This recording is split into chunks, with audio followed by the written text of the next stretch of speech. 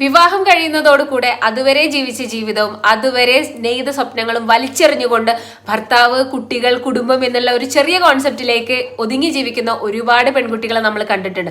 ഇതൊരു തെറ്റായ കാര്യമല്ല കേട്ടോ. പക്ഷെ അതിനേക്കാൾ വലിയ സ്വപ്നങ്ങൾ ഉണ്ടായിട്ട് അതെല്ലാം നിർബന്ധിച്ച് ആഗ്രഹം ഉണ്ടായിട്ടും എത്തിപ്പെടാൻ പറ്റാതെ നിർബന്ധാവസ്ഥയിൽ ഒഴിവാക്കേണ്ടി വന്ന് ഈ ഒരു ചെറിയ സ്പേസിൽ ജീവിക്കുന്നത് വിഷമകരമായിട്ടുള്ള ഒരു കാര്യം തന്നെയാണ്. ഞാനിത് സംസാരിക്കാനുള്ള ഒരു കാരണം ഉമ്മയും മോനിയും യൂട്യൂബ് ചാനലിനകത്തുള്ള നൗഫലും അവന്റെ സിസ്റ്ററും തമ്മിലുള്ള ഒരു കോൺവെർസേഷൻ ഞാൻ കാണാനിടയായി. നൗഫലിന്റെ ഉപ്പ മരിച്ചതും അതുപോലെ തന്നെ ഉമ്മ ഒറ്റക്കായി താമസിക്കുന്നൊക്കെ സോഷ്യൽ മീഡിയ കാണുന്ന ചില ആളുകൾക്കെങ്കിലും അറിയുന്നതായിരിക്കും. അപ്പൊ എന്താണെങ്കിലും ഉമ്മാനെ സഹായിക്കാൻ വേണ്ടിയിട്ട് ഈ ഒരു സിസ്റ്റർ അവിടെ വന്ന് നിൽക്കുന്നുണ്ട് സ്വന്തം വീട്ടിൽ. അപ്പൊ അവള് പറയുന്നുണ്ട്, ഞാനിവിടെ വന്ന് നിൽക്കുന്നത് കണ്ടിട്ട് ഒരുപാട് പേര് ചോദിക്കുന്നുണ്ട്, നിന്റെ ഹസ്ബൻഡും വീട്ടുകാരും അവിടെ നിർത്തിയോ, ഇത്രയും ദിവസം നിന്നെ നിൽക്കാൻ സമ്മതിച്ചോ എന്നുള്ളത്.